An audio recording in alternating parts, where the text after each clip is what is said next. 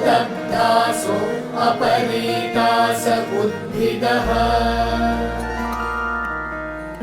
देवानो यथा सतमिद्वृधे असन्नप्रायुवो रक्षितारो दिवे दिवे।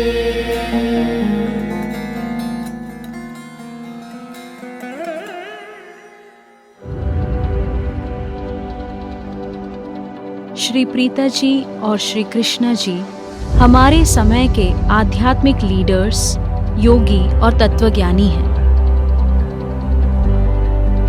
श्री प्रीता जी और श्री कृष्णा जी ने एकम का सह निर्माण किया है, जो चेन्नई और तिरुपति के बीच स्थित एक अलौकिक शक्ति केंद्र है। दुनिया के जाने माने लीडर्स उनसे मिलने और उनकी उपस्थिति में ध्यान करने के लिए एकम आते हैं।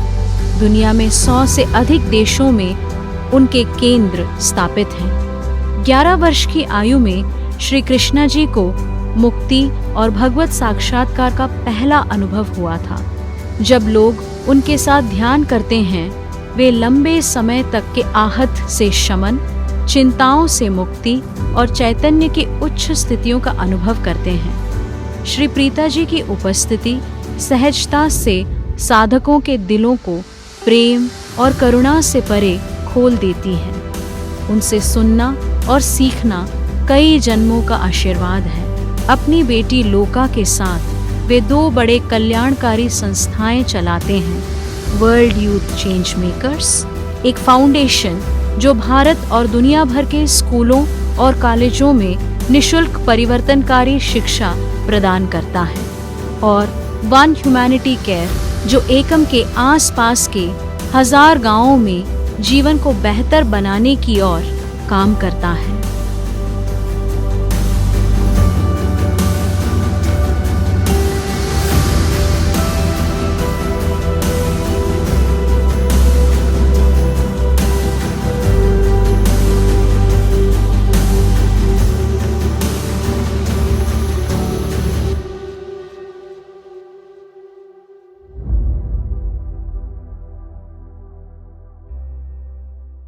नमस्ते।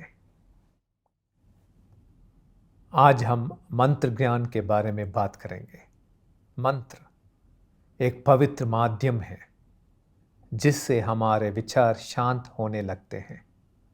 मननम त्रायथि इति मंत्र, इसका अर्थ है कि मंत्र मन को शांत करता है। मंत्र जप द्वारा हमारे दिमाग में अति सक्रिय अमिगडला शांत हो जाता है, जिसे विचार धीमी हो जाते हैं। इसीलिए ईश्वर का नाम जप करना मन को शांत करने के लिए एक सदियों पुरानी साधना है। ये मंत्र जप का पहला स्तर है। मंत्र जप का दूसरा स्तर में मंत्र को धारणा के साथ किया जाता है। धारणा यानी एक रूप या उसके सार पर ध्यान देना। जैसे आप हनुमान का मंत्र जप करते समय उनके रूप या उनके तत्व पर धारणा कर सकते हैं। क्या आप जानते हैं हनुमान का अर्थ क्या है? हनुमान यानी वो जिसने अहंकार को जीत लिया है। यही कारण है कि वो श्री राम के इतने करीब है। हनुमान मंत्र जप करते समय आप अहंकार से मुक्ति पर धारणा कर सकते हैं, या महान शक्ति या साहस पर धारणा कर सकते हैं। जब आप धारणा और मंत्र को एक साथ करते हैं तो आपके ब्रेन का ऑक्सीपिटल रीजन एक्टिवेट हो जाता है और आप ईश्वर के दर्शन पाते हैं। जब मंत्र के साथ धारणा करते हैं तो ये मननाथ त्राणनाथ बन जाता है, यानी मंत्र आपका रक्षा कवच बन जाता है। मंत्र अनेक प्रकार के होते हैं। बीज मंत्र जो सिंगल सिलेबल यानी एक अक्षर वाइब्रेशंस है, जिसे करने से आप ईश्वर के किसी एक रूप से जुड़ने लगते हैं। कुछ अनेक शब्दों वाले मंत्र हैं जिसे आप ईश्वर से रक्षा प्राप्त करते हैं। अब हम देखेंगे कि मंत्र जप कैसे किया जाता है। इसके 4 तरीके हैं। पहला है मंत्र को जोर से जाप करना। दूसरा, मंत्र के अनुसार अपने होठों को हिलाना। तीसरा, आंतरिक रूप से जप को दोहराना। चौथा, अजप जप। यहाँ आप मंत्र का जप नहीं करते, आप अपनी चैतन्य में मंत्र की गूंज को सहज रूप से सुनते हैं। मंत्र जप के अनेक महिमा हैं, लेकिन यदि आप ईश्वर के साथ गहरा संबंध रखते हुए मंत्र जप करते हैं तो ये और शक्तिशाली हो जाता है। आप दूसरों के लिए भी मंत्र जप करते हुए आशीर्वाद मांग सकते हैं।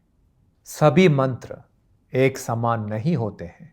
कुछ दुर्लभ मंत्र होते हैं, उन्हें सिद्ध मंत्र कहते हैं। उनमें असीम शक्ति है। सिद्ध मंत्र का जप कहीं भी, किसी भी समय, किसी भी सत्य संकल्प के साथ किया जा सकता है। जैसे गायत्री मंत्र, एकम मंत्र भी सिद्ध मंत्र है।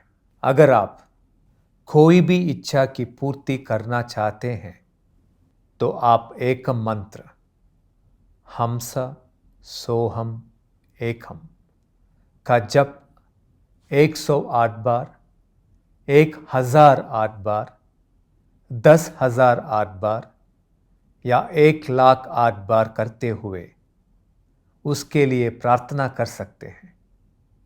ऐसे करने से अनेक चमत्कार देख पाएंगे। हम आपको एक चमत्कार बताना चाहेंगे। एक परिवार अपने बच्चे के इंटेलिजेंस बढ़ाने के लिए एकम मंत्र जप किए थे। वे मैथ्स प्रोफेसर थे और उनकी पत्नी एक म्यूजिशियन। शादी के कई सालों बाद बेटा जन्म हुआ। बच्चा स्वस्थ था लेकिन स्लो लर्नर था। स्कूल में सभी उसका मजाक उड़ाते थे, मगर ब्रेन टेस्ट में कोई प्रॉब्लम नहीं निकला।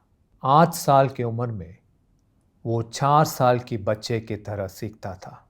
आखिर में डॉक्टर्स ने कहा कि उसका IQ प्रॉब्लम है।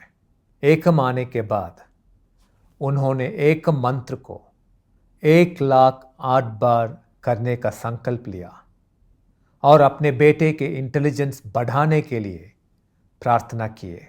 जैसे ही उनके 1,00,008 का एकम मंत्र जब खत्म होने को आया, उन्होंने देखा कि उनके बच्चे का बुद्धि में बहुत जल्द से इम्प्रूवमेंट हो रहा था। आज वो 10 साल का है। स्कूल में वो दूसरे बच्चों से भी ज़्यादा तेज़ है। उसके सारे टीचर्स हैरान हुए।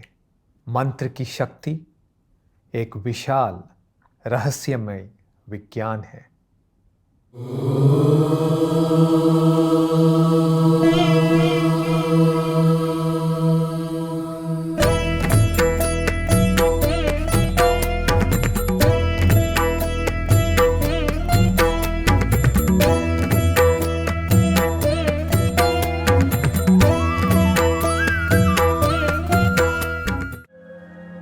अभी हम एकम मंत्र जाप करेंगे। एकम मंत्र है हमसा सोहम एकम। इस मंत्र का सरल अर्थ यह है, ईश्वर मुझ में है, मैं ईश्वर में हूँ, हम एक हैं। एकम मंत्र का जाप कोई भी कभी भी कहीं पर भी कर सकते हैं। एकम मंत्र के जाप करने से मन में संघर्ष कम हो जाता है, विचारों में अस्त व्यस्तता कम हो जाता है, आप प्रशांतता की स्थिति को प्राप्त करते हैं। ऐसी मनस्थिति से आपका चैतन्य भगवान से आशीर्वाद को स्वीकार करने के लिए प्रस्तुत हो जाता है। अभी कोई भी ऐसा संकल्प लीजिए जिससे आपकी और सभी की भलाई हो। आपके हृदय स्थान पर ध्यान देते हुए आपके अंतर्यामी भगवान को स्मरण कीजिए। आंखें बंद करते हुए अथवा एकम को देखते हुए एकम मंत्र जाप शुरू कीजिए।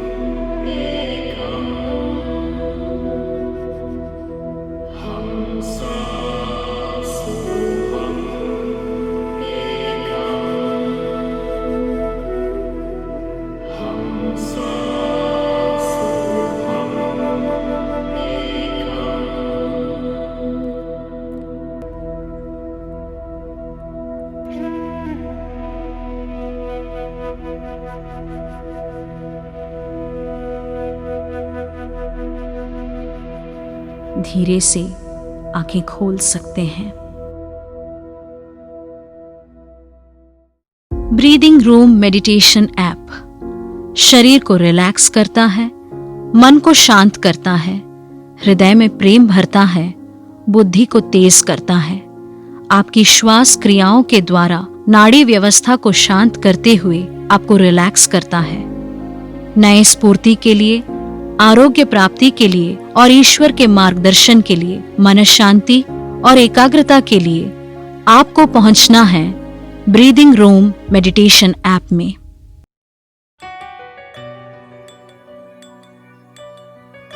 एकम क्षेत्र आंध्र प्रदेश के तिरुपति और चेन्नई के बीच स्थित एक अद्भुत अलौकिक शक्ति क्षेत्र है। यह संगमरमर संरचना एशिया के सबसे बड़े स्तंभ रहित हॉल में से एक है। एकम को श्री कृष्णा जी 19 साल की उम्र में अपने माता पिता श्री अम्मा और श्री भगवान के आशीर्वाद से बनाया था। एक समय पर यहाँ 24,000 लोग ध्यान कर सकते हैं। एकम में मूल विराट हिरण्यगर्भ है, जिसका वर्णन ऋग्वेद में किया गया है। यहाँ लोग आंतरिक शांति के लिए ध्यान करते हैं और परमात्मा के प्रत्यक्ष व्यक्तिगत अनुभव के लिए और मुक्ति की अद्भुत स्थितियों को पाने के लिए आते हैं। एकम एक शक्ति क्षेत्र है।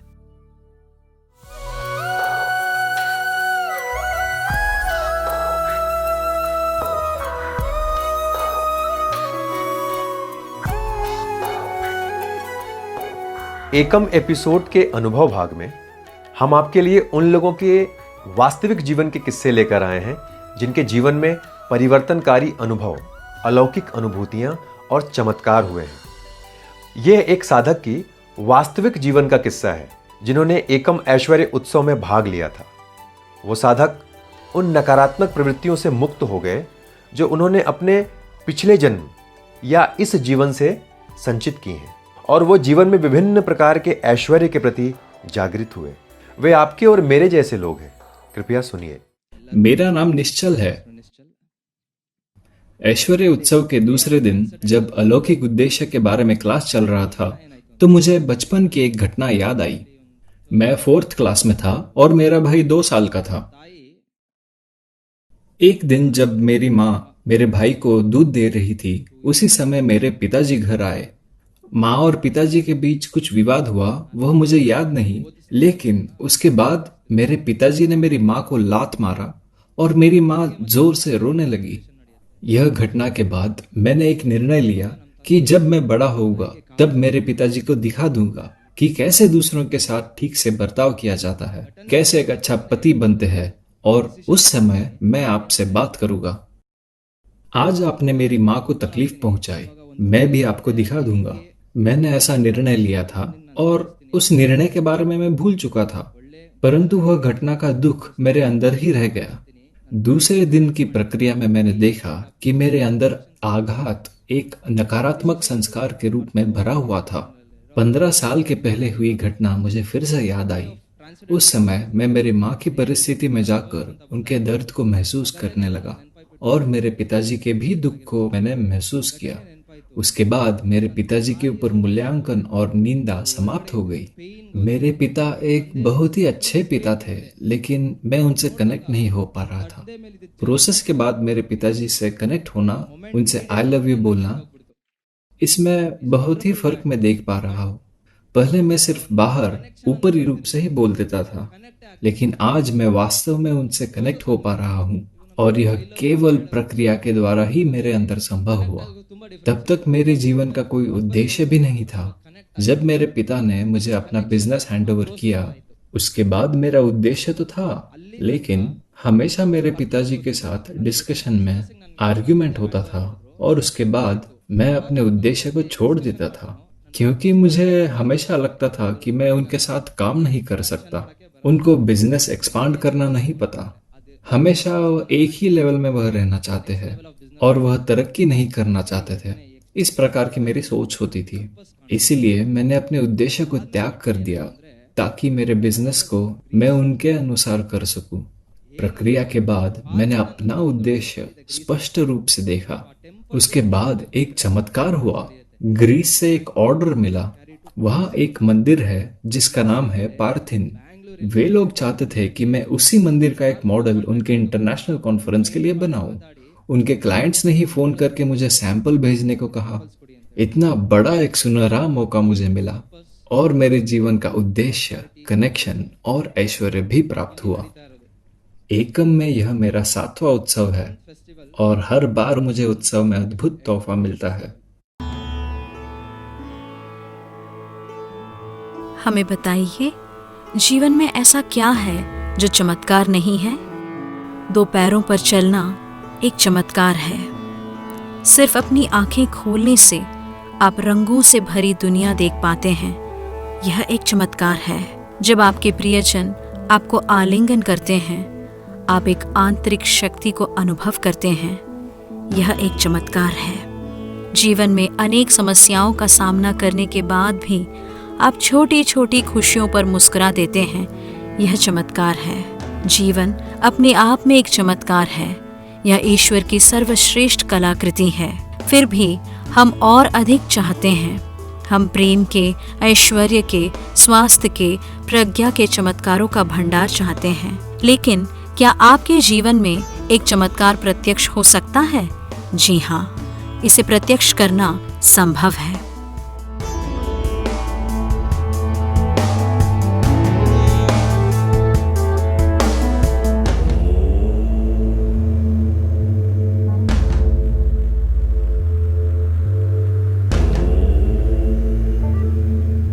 मेरी प्रक्रियाओं में मैंने वर्षों से मेडिकल साइंस द्वारा असमर्थ बताए गए कई दंपतियों को आज कंसीव करके स्वस्थ बच्चों को जन्म देते हुए देखा है। मैंने सालों से बीमारी और डिप्रेशन से ग्रस्त लोगों को आजीवन के प्रति तपन और उत्साह से जागृत होते हुए देखा है। मैंने बंद होने के कगार पर कई ऑर्गेनाइजेशंस को आज पुनः स्थापित होकर सफल होते हुए देखा है। व्यसन की कैद से मुक्त होकर उभरकर कई व्यसनियों को आज मैंने एक महान उद्देश्य के साथ जीवन जीते हुए देखा है। मैंने संघर्ष और अलगाव से बिखरते परिवारों को क्षमा और करुणा से पुनः साथ आते हुए देखा है। मैंने लाखों लोगों को हर प्रकार के चमत्कार को प्रत्यक्ष करते हुए देखा है।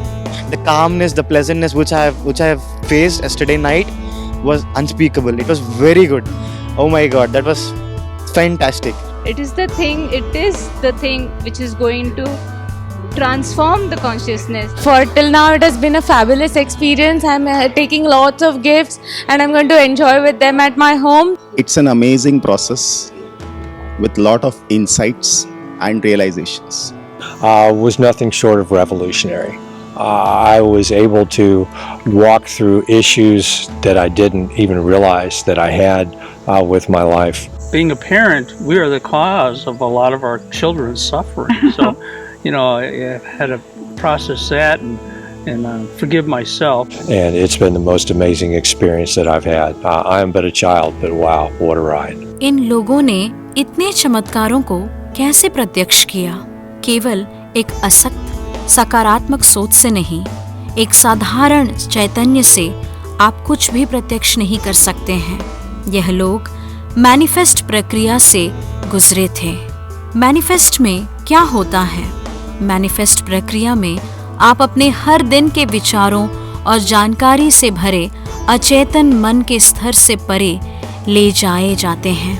आप अपने सपनों और अनुभवों से भरे, जिन पर आप जागते समय ध्यान नहीं देते, उस उपचेतन मन के स्तर से परे जाते हैं। आप अपने अचेतन के गहरे स्तरों में जाते हैं, जहां आपके सभी विनाशकारी धारणाएं और प्रवृत्तियां, पिछले जीवन से बहती हुई समस्याएं, बचपन की यादें, आपके सबसे गहरे भावनात्मक घाव जमा होते हैं। मैनिफेस्ट एक महान शुद्धिकरण है, जहां आप सहजता से अचेतन की शुद्धि करते हैं।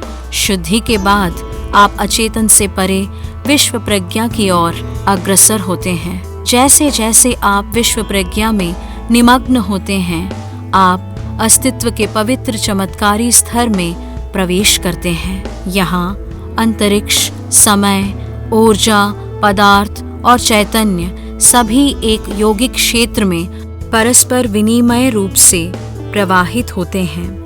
इस स्तर में पदार्थ ठोस नहीं होते, आप इसे ऊर्जा के पैटर्न्स के रूप में देखते हैं। यहाँ पदार्थ आकार बदलता है। अस्तित्व का यह स्तर संभावनाओं का क्षेत्र है। जैसे ही हम आपको प्रक्रियाओं के यौगिक आयाम में ले जाते हैं, ये चमत्कार आपके चैतन्य में संभावनाओं की सीमा को पार करते हुए वास्तविकताओं में प्रत्यक्ष होते हैं। कुछ लोग मैनिफेस्ट को एक योग कला मानते हैं, कुछ इसे एक योग शास्त्र मानते हैं। मैं इसे एक दैवलीला मानती हूँ। आइए इस लीला में शामिल हों। भाग लीजिए और संभावना के क्षेत्र से वास्तविक जीवन में चमत्कारों को प्रत्यक्ष कीजिए। रविवार 13 सितंबर दोपहर 3 बजे से शाम 6 बजे तक। अधिक जानकारी के लिए हमारे टोल फ्री नंबर 836-779-7092 पर मिस्ड कॉल करें या 9121163894 पर कॉल करें।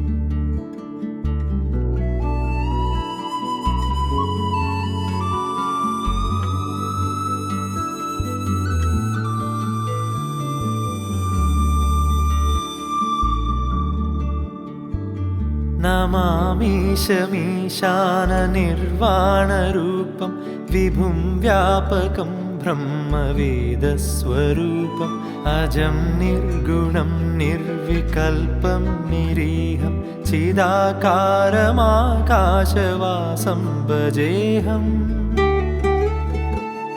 निराकारमोङ्कारमूलं तुरीयं गिराज्ञानगोतीतमीशं गिरीशं करालं महाकालकालं कृपालुं गुणागारसंसारपारं नतोऽहम्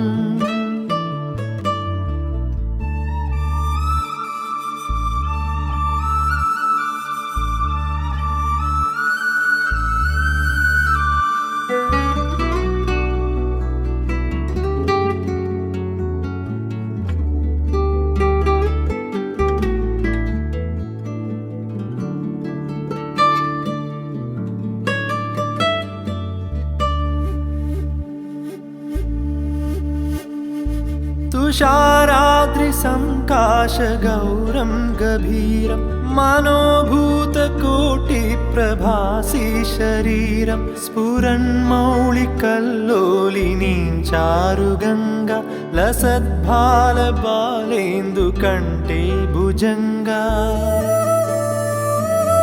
चलत्कुण्डलं शुभ्रनेत्रं विशालं प्रसन्नाननं नीलकण्ठं दयालुं मृगाधीशचर्माम्बरमुण्डमालं प्रियं शङ्करं सर्वनाथं भजामि